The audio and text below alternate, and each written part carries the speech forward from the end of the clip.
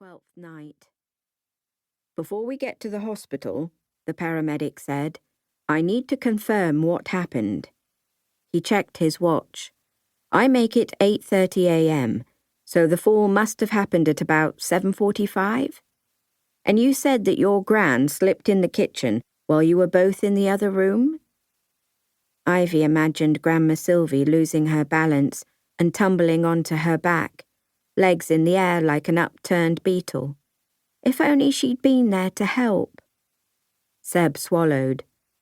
"She was baking mince pies. We heard her shouting." "Over our shouting," Ivy remembered. She shot her brother a look of regret. They had been arguing about the stupid new Rips poster he'd got for Christmas. Ivy had accidentally knocked her orange juice over it. If he hadn't been ranting at her, they might have got to Grandma Sylvie sooner. The paramedic flipped his paper around. "Okay, that'll do. Are you able to get hold of your mum and dad?" Ivy sighed. If only. More than anything, she wished her parents were there now. "I've texted them, but there's been no reply," Seb said. "I'll try calling when we get to the hospital. Mum's working, but we might catch her before she starts her shift." Ivy had said goodbye to her mum yesterday morning. If she was there now, she would have clapped her hands together and taken charge of this whole mess in an instant. Ivy and Seb had done nothing except ring the ambulance. "Our dad's in Paris," Ivy added in a quiet voice. "He's working too." Their dad worked as a consultant for the famous Victoria and Albert Museum in London, which meant that he was an expert in everything old, and people from around the world were always asking for his advice. The paramedic raised his eyebrows. "So that's why you're staying with your gran?" "Mum and Dad were with us over Christmas," Ivy explained, feeling the need to defend them. "They just had to go back to work early."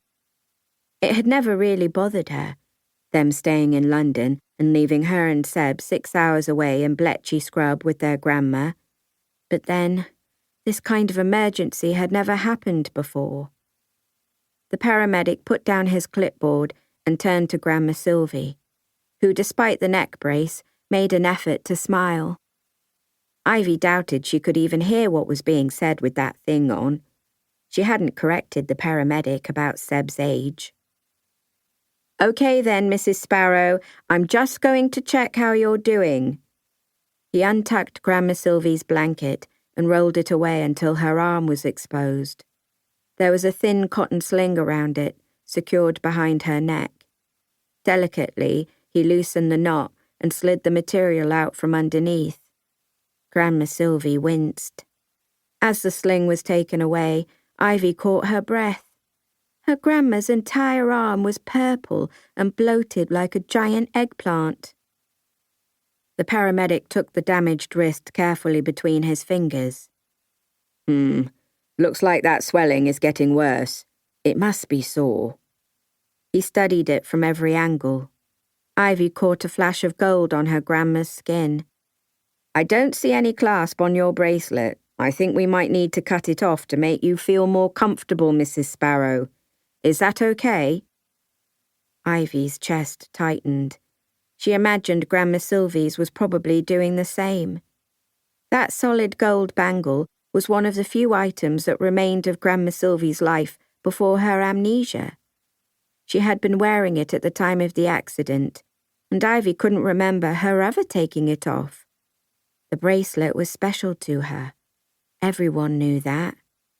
Grandma Sylvie squeezed her eyes closed. Ivy heard a rasping. "Do it." The paramedic found a pair of small silver pliers. Ivy shivered as 2 soft snicks pierced the air and the halves of the bangle fell away. "Ivy, my bag." Grandma Sylvie lifted her other hand, pointing shakily. Ivy reached down for the handbag and held it open. Very carefully, the paramedic placed both pieces of the bangle inside. "Will you look after it for me?" Grandma Sylvie asked. Ivy nodded.